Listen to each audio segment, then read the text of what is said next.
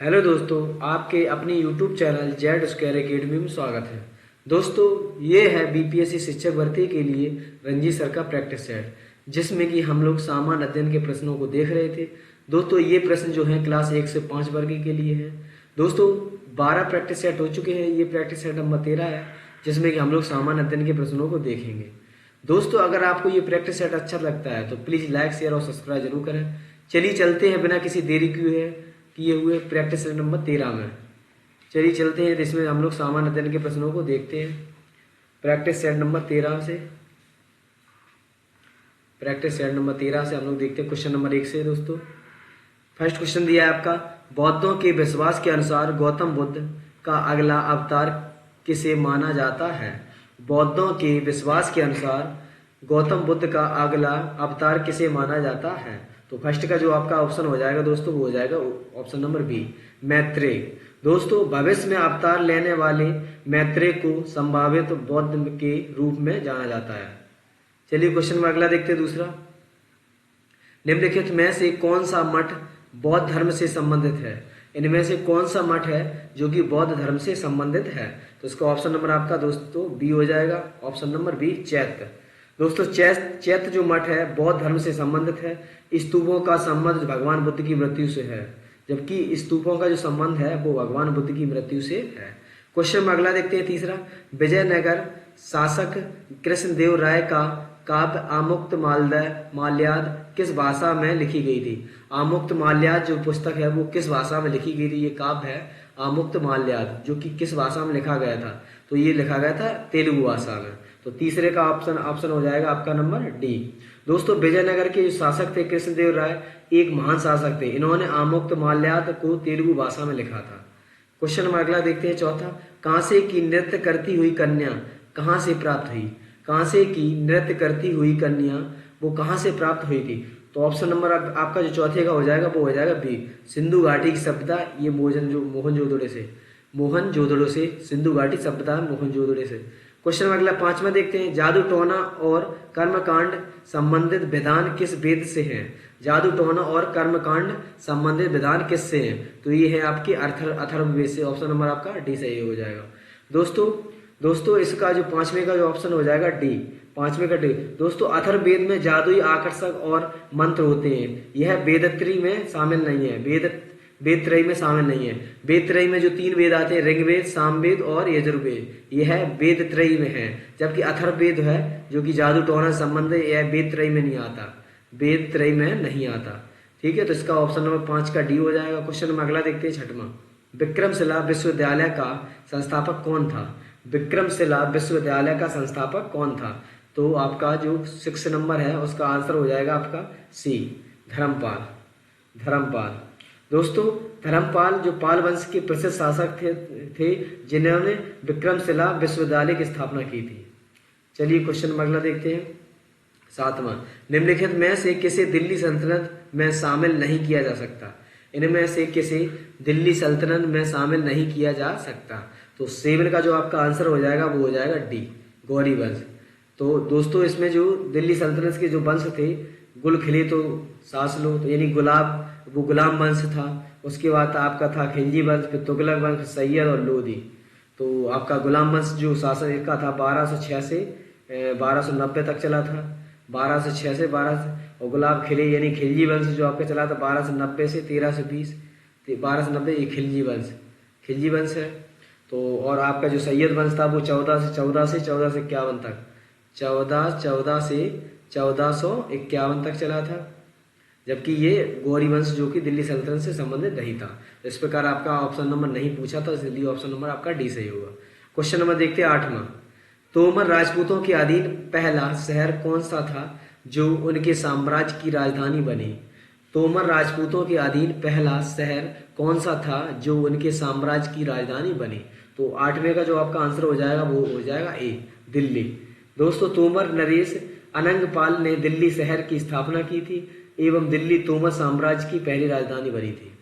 Question में अगला देखते हैं 9वां, नूरजहां किस मुगल सम्राट की पत्नी थी?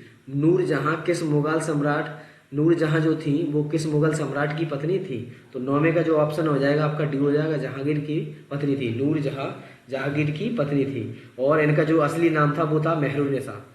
इनका जो असली नाम था मेहरुन्निसा। मेहरुन्निसा। मेहरुन्निसा। नूरजहां का असली नाम था मेहरुन्निसा। चलिए क्वेश्चन नंबर अगला देखते हैं। ये था आपका 9। 10वां क्वेश्चन नंबर देखते हैं। 10वें देखते हैं, हुमायूं के मकबरे का वास्तुकार कौन था? हुमायूं के मकबरे का वास्तुकार कौन था? तो 10वें का जो ऑप्शन हो जाएगा आपका सी हो जाएगा, मिरक मिर्जा। मिरक मिर्जा। दोस्तों मिरक मिर्जा के द्वारा हुमायूं के मकबरे को स्थापत्य कला का रूप दिया गया था। यह दिल्ली में स्थित है। हुमायूं का मकबरा है यह दिल्ली में, नई दिल्ली। नई दिल्ली। इस प्रकार ऑप्शन नंबर आपका सी सही हो जाएगा। क्वेश्चन देखते हैं 11। पाकिस्तान का संस्थापक कौन था? तो पाकिस्तान का जो संस्थापक थे वो थे आपके मोहम्मद अली जिन्ना या मोहम्मद जिन्ना। ठीक है। और मोहम्मद अली जिन्ना जो पाकिस्तान के संस्थापक थे, जिन्होंने पृथक पाकिस्तान प्रस्ताव पास करने में अहम भूमिका निभाई थी। और इनके जो पाकिस्तान में इन्हें जो जानते कायदे आजम और बाबा ए कौम। कायदे आजम, कायदे आजम, कायदे आजम प्लस इन्हें जानते बाबा ए कौम। बाबा ए कौम के नाम से इन्हें पाकिस्तान में जानते हैं। ठीक है। चलिए क्वेश्चन नंबर अगला देखते हैं 12वां। निम्नलिखित में से किसको लोकप्रिय नाम लाल कुर्ती यानी कमीजों के रूप में जाना जाता था? लोकप्रिय नाम लाल कुर्ती के रूप में किसे जाना जाता था? तो 12वें का जो ऑप्शन हो जाएगा आपका सी, खुदाई खिदमतगारों को।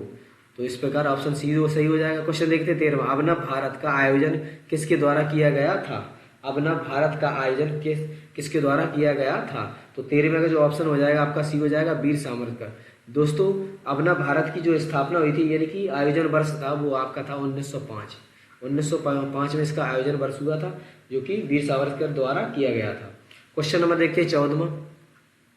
किस भारतीय ने देश के बाहर सर्वप्रथम गणतंत्रात्मक सरकार की स्थापना की थी? और कौन सा भारतीय है जिसने देश के बाहर सर्वप्रथम गणतंत्रात्मक सरकार की स्थापना की थी? तो 14वें का जो ऑप्शन हो जाएगा आपका भी सही हो जाएगा, राजा महेंद्र प्रताप। राजा महेंद्र प्रताप। क्वेश्चन नंबर देखिए 15वां। पंजाब में हुए कूका विद्रोह से कौन जुड़े थे? कूका विद्रोह से कौन जुड़े थे? यह पंजाब में हुआ था। तो 15वें का जो ऑप्शन हो जाएगा आपका डी, बाबा राम सिंह। बाबा राम सिंह जुड़े थे कूका आंदोलन से। चलिए क्वेश्चन नंबर अगला देखते हैं 16वां।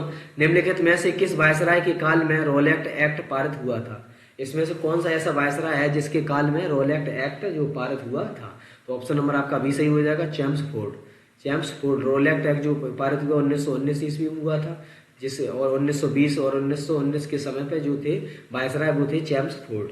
चेम्सफोर्ड। तो इसलिए आपका 16वें का जो आपका आंसर हो जाएगा वो हो जाएगा चेम्सफोर्ड। 16 से 21 के बीच में वायसराय रहे थे। 1916 से 1921 तक यह वायसराय रहे थे चेम्सफोर्ड। चेम्सफोर्ड 1916 से 21 के बीच में। क्वेश्चन नंबर अगला देखते हैं 17वां। निम्नलिखित का सही रूप से मिलान कीजिए। सही रूप से मिलान कीजिए। तो सबसे पहले आपका दिया है रॉबर्ट क्लाइव। फर्स्ट नंबर पर दिया है रॉबर्ट क्लाइव। तो रॉबर्ट क्लाइव के द्वारा दोस्तों जो हुई थी बंगाल में द्वैध शासन प्रणाली शुरू हुई थी।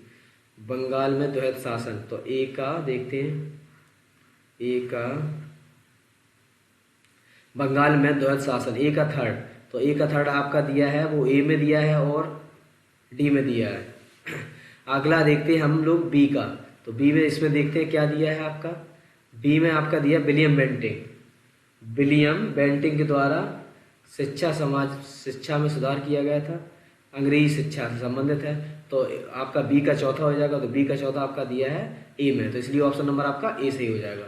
जबकि बंगाल विभाजन 1905 में, ठीक है, लॉर्ड डलहौजी के समय में। इस प्रकार आपका और चार्ल्स मेटकॉफ के समय में जो हुआ था प्रेस प्रतिबंधों को हटाना, प्रेस प्रतिबंधों को जो हटाया था वो हटाया था चार्ल्स मेटकॉफ ने। इस प्रकार आपका ऑप्शन नंबर ए सही होगा। क्वेश्चन देखते हैं 18वां। निम्नलिखित में से कौन से शाही राज्य ब्रिटिश द्वारा अधिग्रहित किए गए थे? इनमें से कौन से शाही राज्य हैं जो ब्रिटिश द्वारा अधिग्रहित किए गए थे? तो इसमें से आपका दिया नागपुर, झांसी, सतारा। दोस्तों ये तीनों ही अंग्रेजों द्वारा ब्रिटिश द्वारा अधिग्रहित किए गए थे।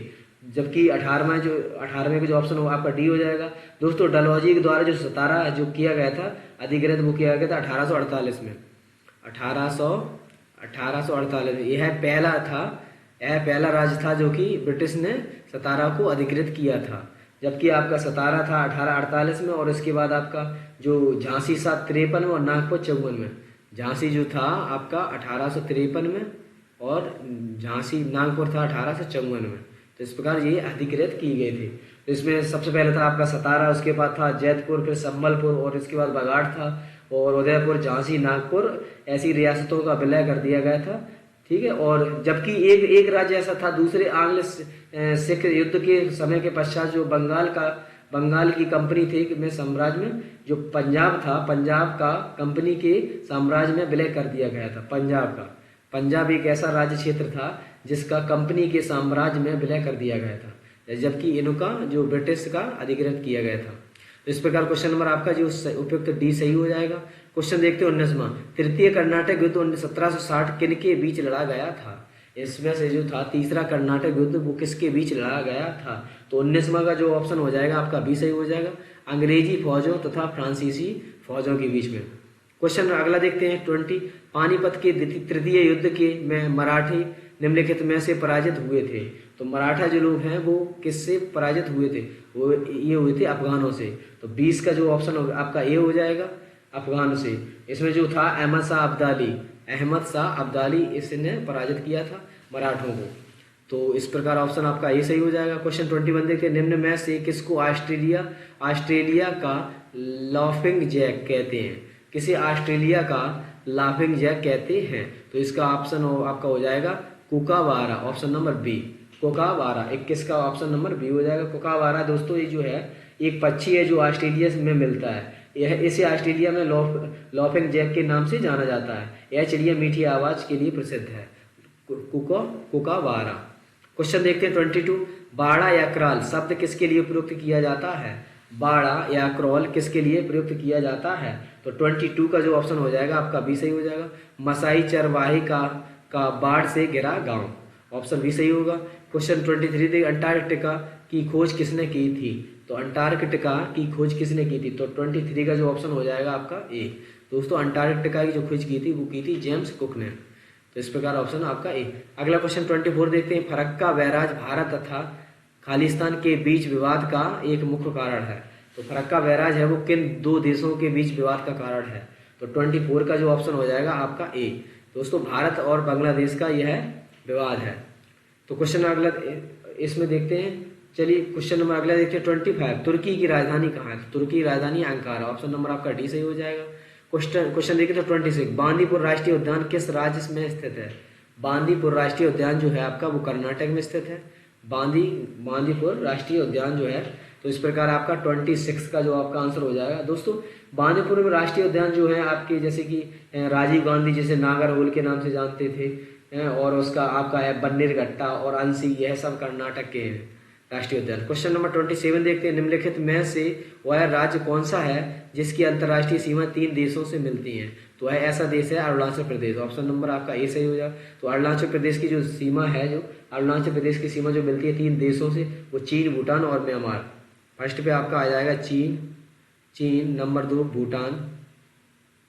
भूटान और तीसरा है आपका म्यांमार। इन 3 देशों से अरुणाचल प्रदेश की सीमा मिलती है। चलिए क्वेश्चन 28 देखते हैं, निम्नलिखित में से वह लाइन कौन सी है जो भारत की अंतर्राष्ट्रीय सीमा के किसी भी भाग को सीमांकित नहीं करती। इसमें से कौन सी लाइन रेखा है जो भारत की अंतर्राष्ट्रीय सीमा के किसी भी भाग को सीमांकित नहीं करती। तो 28 का जो ऑप्शन हो जाएगा आपका डी सही हो जाएगा, डूरंड लाइन। 28 का डी। दोस्तों डूरंड लाइन जो है भारत की सीमा को सीमांकित नहीं करती, यह पाकिस्तान और अफगानिस्तान के बीच में है। डूरंड लाइन पाकिस्तान और अफगानिस्तान के बीच में है यह, ठीक है। तो इस प्रकार ऑप्शन डी सही हो जाएगा।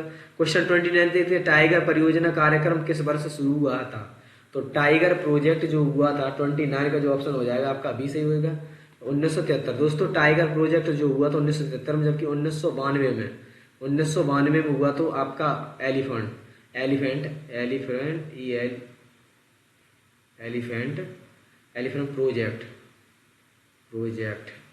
प्रोजेक्ट जो 1992 में शुरू हुआ था।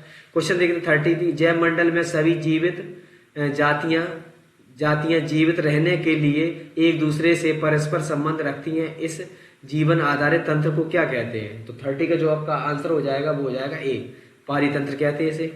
क्वेश्चन नंबर अगला 31 देखिए, सूची 1 को सूची सेकंड से मिलान कीजिए और सूचियों के नीचे दिए गए कूट का प्रयोग कर सही उत्तर दीजिए। सबसे पहले दिया है आपका असम, तो असम की दोस्तों राजधानी जो है दिसपुर है, जबकि दादर नगर हवेली की है जो आपकी सिलवासा है। तो इस प्रकार बी का हो जाएगा सेकंड और ए का आपका हो जाएगा थर्ड। और सिक्किम की आपकी गंगटोक है और लक्षद्वीप की कवरत्ती। तो ए असम है जो ए है और असम की जो है आपका दिसपुर ए का थर्ड है, ए का थर्ड है, ए का थर्ड जो दिया है, ठीक है, ए का थर्ड दिया है और बी में भी दिया है। तो इस प्रकार ये तो ऑप्शन गलत हो जाएंगे। अब बी का देखते हैं, बी में जो आपका है, बी में जो आपका दिया है वो दिया है दादर और नगर हवेली, दादर नगर हवेली। तो बी का दादर नगर हवेली की जो राजधानी है वो है सिलवासा, इसका फर्स्ट हो जाएगा। इस प्रकार इसका फर्स्ट हो जाएगा।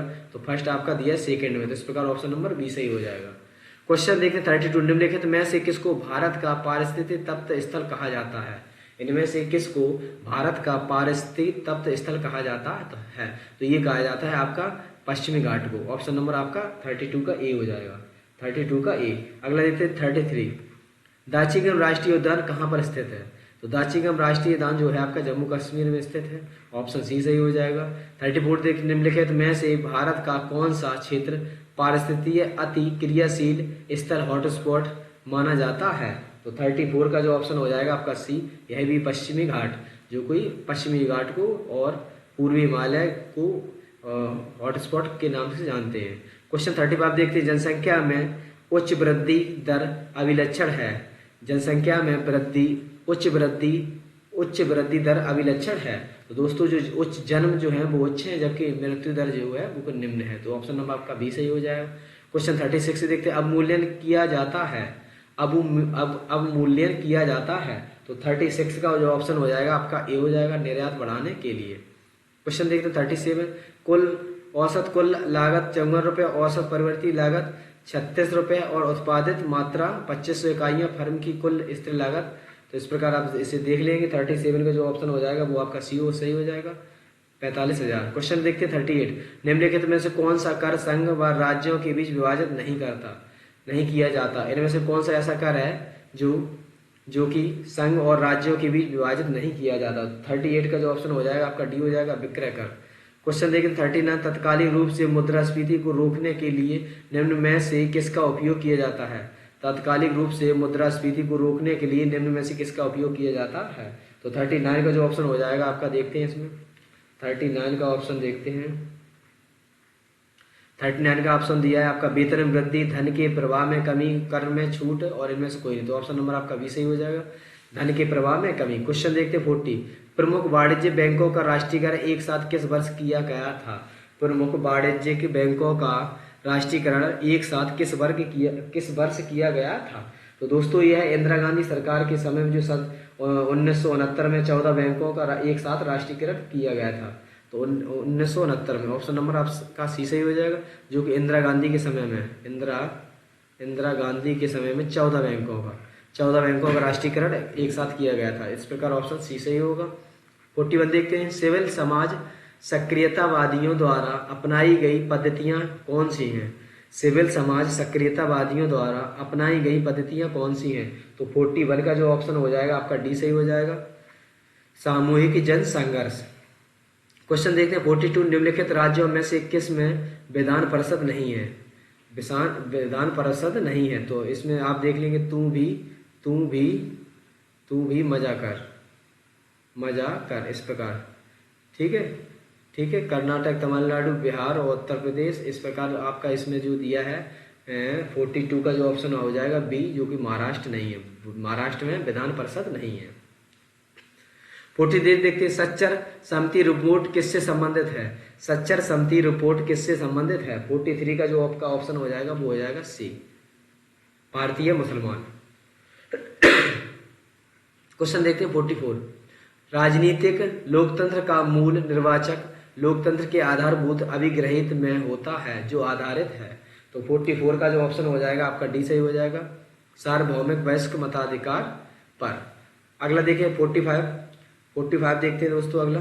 45 में देखिए, भारत के नियंत्रण महालेखा परीक्षक के संबंध में निम्नलिखित कथनों में से कौन सा सही है या नहीं। तो इसमें फर्स्ट में देखते हैं, फर्स्ट में दिया आपका, वह संसद का एक अधिकारी नहीं पर राष्ट्रपति के अधीन एक अधिकारी है। सेकंड में देखते हैं, वह एक स्वतंत्र संवैधानिक प्राधिकारी है जो सीधे संसद के प्रति जवाबदेही नहीं है। तो 45 का जो आपका आंसर हो जाएगा वो हो जाएगा बी, केवल सेकंड आपका सही है जबकि ए गलत है। क्वेश्चन अगला देखते हैं 46 में देखते हैं दोस्तों। 46 में दिया है आपका, भारतीय संसद की निम्नलिखित में से किस एक समिति में राज्यसभा का कोई सदस्य नहीं होता है। कोई राज्यसभा का कोई सदस्य नहीं होता है। 46 का जो आपका आंसर हो जाएगा वो हो जाएगा बी, प्राक्कलन समिति।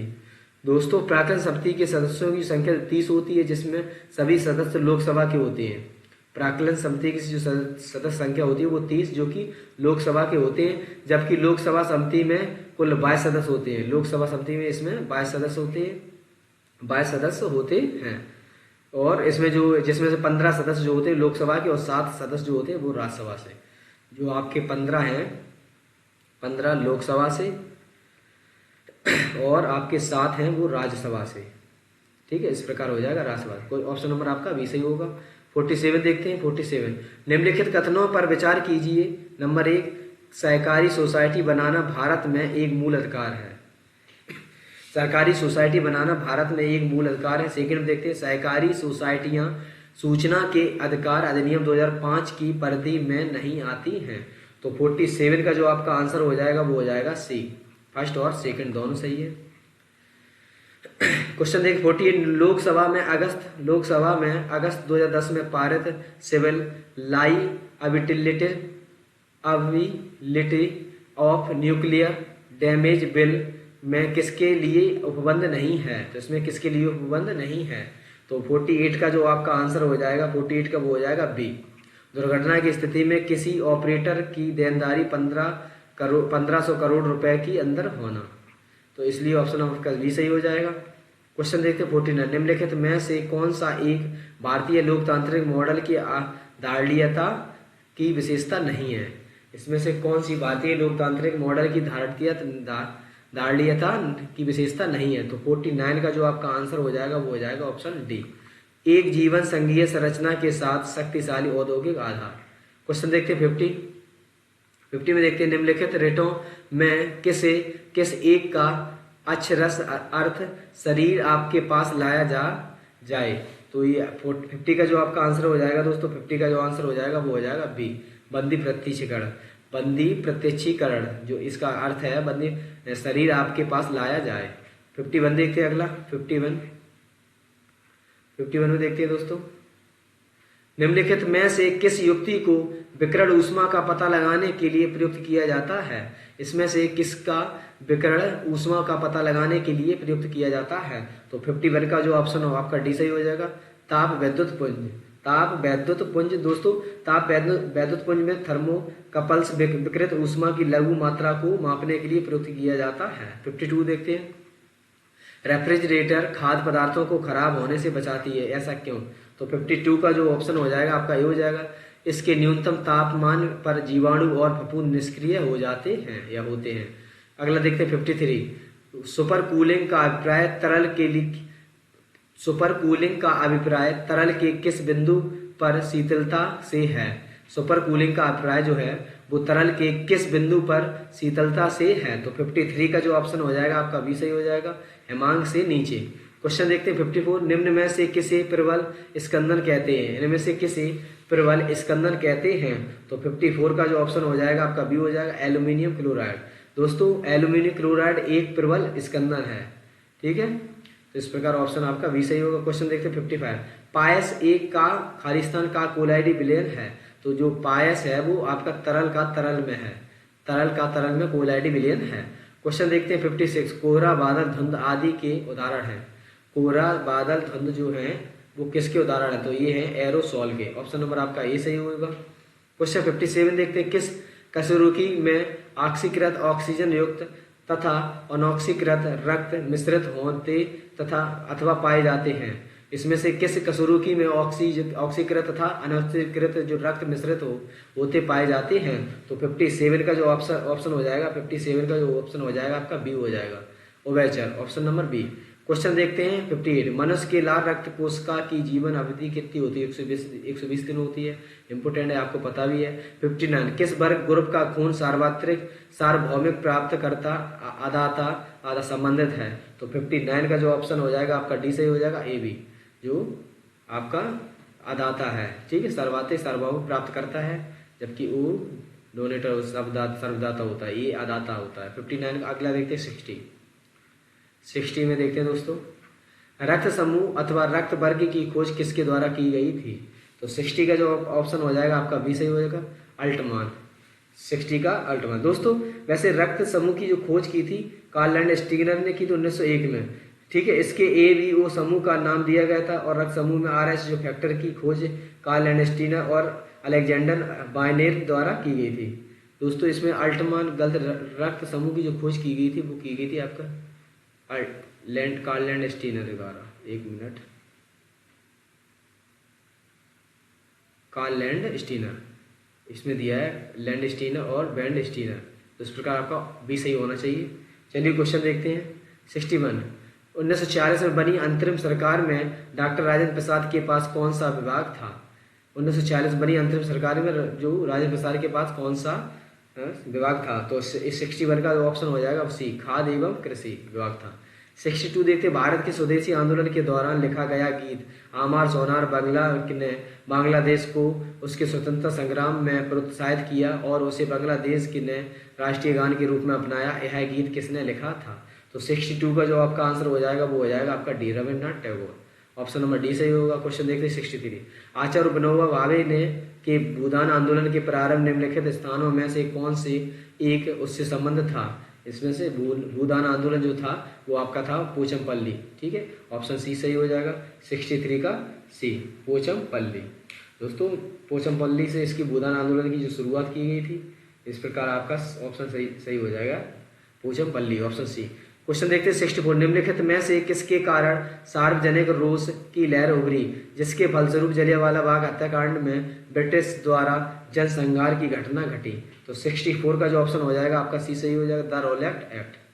ठीक है, इस प्रकार क्वेश्चन अगला देखते हैं 65। निम्नलिखित में स्थानों में से कहाँ महात्मा गांधी ने भारत में सर्वप्रथम सत्याग्रह किया था? तो ये किया था आपका चंपारण में, जो कि 1917 में नीलखेदी त्रिकटीय पद्धति से संबंधित था। क्वेश्चन देखते 66। गांधी जी के निम्नलिखित अनुयायियों में से कौन पेशे से एक शिक्षक था? इनमें से कौन एक पेशे अनुयायियों में से एक पेशे से शिक्षक था? तो 66 का ऑप्शन हो जाएगा सी, JB कृपलानी, जो कि शिक्षक थे और स्वतंत्रता सैनिक और राजनीति में थे। ठीक है, तो इस प्रकार 66 का सी।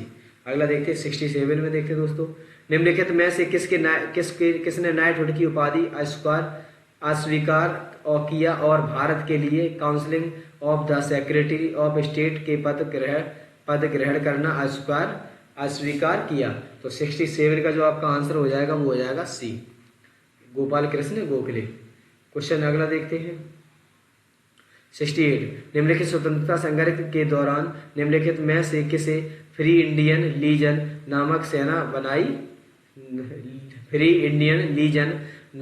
बनाई थी? किसने? तो 68 का जो ऑप्शन आपका हो जाएगा वो हो जाएगा सी, सुभाष चंद्र बोस ने।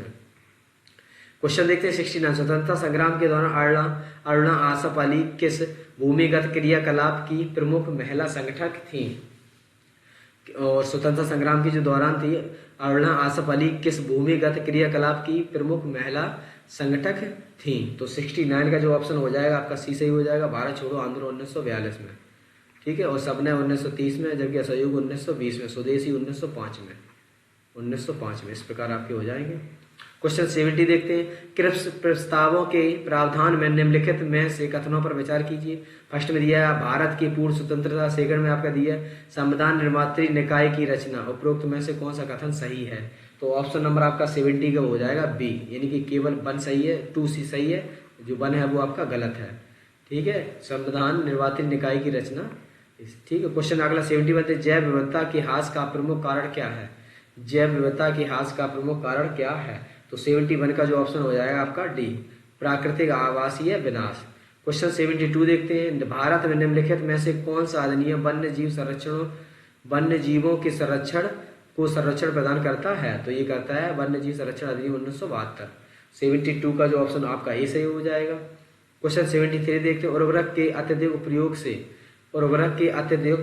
से क्या होता है? तो 73 का जो ऑप्शन हो जाएगा आपका टी, उपयुक्त सभी।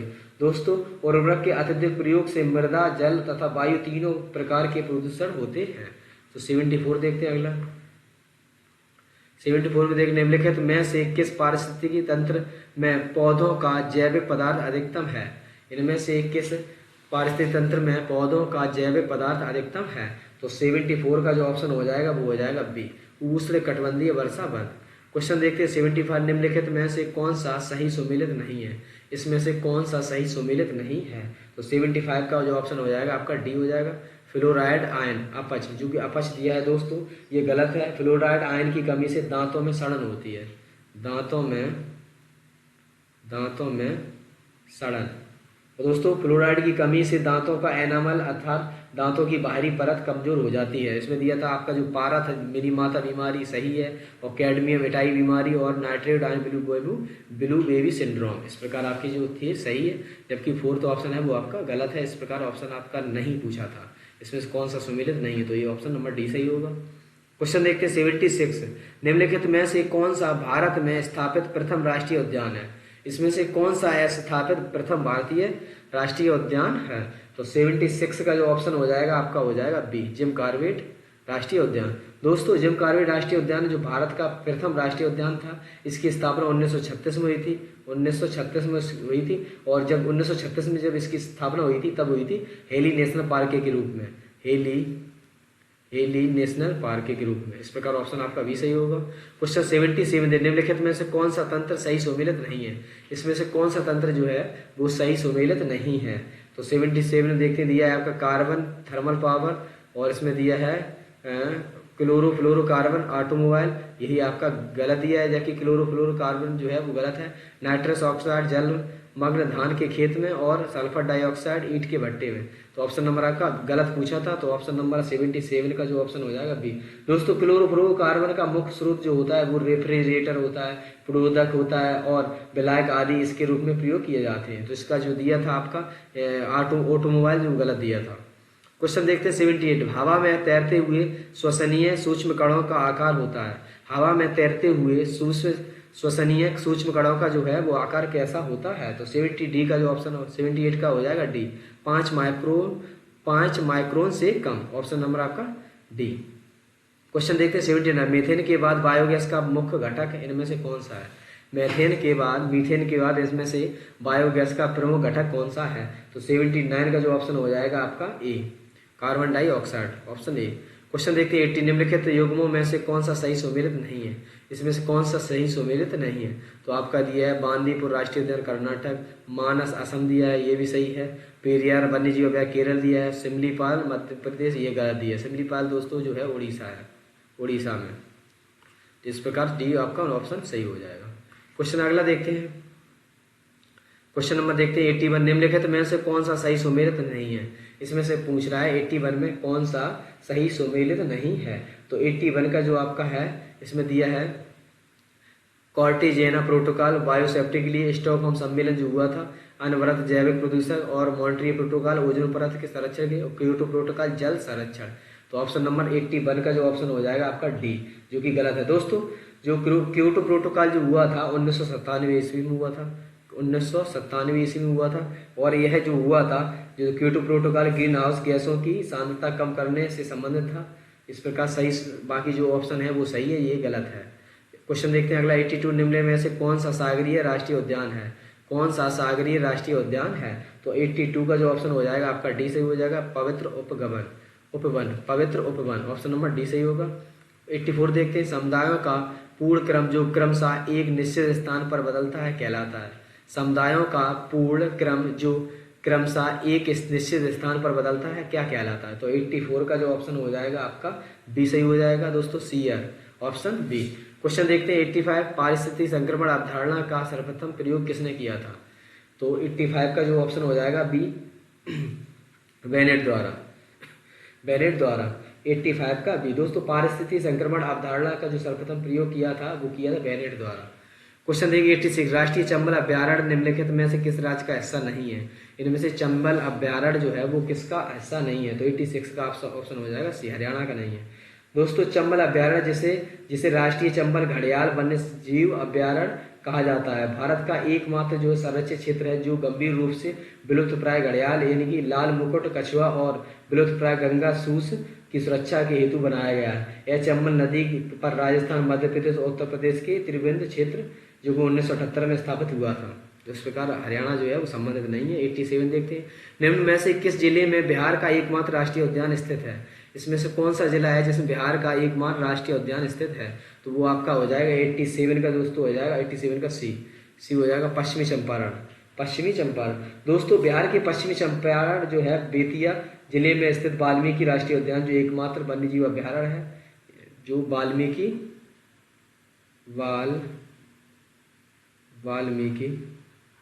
राष्ट्रीय उद्यान जो है आपका वन्यजीव अभ्यारण्य, वाल्मीकि वन्यजीव अभ्यारण्य है, वन्यजीव अभ्यारण्य जो एकमात्र है बिहार में पश्चिमी चंपारण में। 88 देखते हैं, अंतर्राष्ट्रीय पृथ्वी दिवस कब मनाया जाता है? तो 88 का जो ऑप्शन हो जाएगा इसमें दिया है पृथ्वी दिवस, तो 22 अप्रैल को मनाया जाता है पहली बार। ठीक है, इसका जो पहली बार जो मनाया गया था वो मनाया गया था 1970 में। 22 अप्रैल को पृथ्वी दिवस जो मनाया गया था फर्स्ट 1970 में मनाया गया था पहला पृथ्वी दिवस। क्वेश्चन देखते हैं 89, निम्नलिखित में से कौन सी संस्था पर्यावरण से संबंधित नहीं है? इनमें से ऐसी कौन सी संस्था है जो कि पर्यावरण से संबंधित नहीं है? तो दोस्तों देखते हैं 89 का जो ऑप्शन हो जाएगा आपका डी हो जाएगा, भारतीय सर्वेक्षण विभाग, ऑप्शन डी। क्वेश्चन देखिए 90 जो कि लास्ट है, निम्नलिखित में से कौन सा स्थल वनस्पति संरक्षण हेतु स्वस्थान पद्धति नहीं है? इनमें से कौन सा जो है स्थल वनस्पति संरक्षण हेतु स्वस्थान पद्धति नहीं है? तो 90 का जो ऑप्शन हो जाएगा आपका हो जाएगा बी, वनस्पतिक उद्यान। तो ये प्रश्न थे 90 जो कि सामान्य अध्ययन से संबंधित थे दोस्तों, बीपीएससी शिक्षक भर्ती के लिए इम्पोर्टेंट है। पर डे आप एक प्रैक्टिस सेट मिलता है दोस्तों। ये प्रैक्टिस सेट आपको कैसा लगा? अगर आपको अच्छा लगा तो लाइक शेयर और कमेंट जरूर करें और लास्ट में सब्सक्राइब भी जरूर करें दोस्तों। इसके जो मैथ है वो आपको टेलीग्राम जेड स्क्वायर अकेडमी में मिल जाएगी, जहाँ से आपको मैथ को सॉल्व कर सकते हैं दोस्तों। चलिए मिलते हैं नेक्स्ट वीडियो के साथ, अगले प्रैक्टिस सेट 14 में मिलते हैं। ये प्रैक्टिस सेट 13 था जिसमें कि आप लोगों ने 90 प्रश्न सामान्य अध्ययन से देखे। तब तक के लिए धन्यवाद।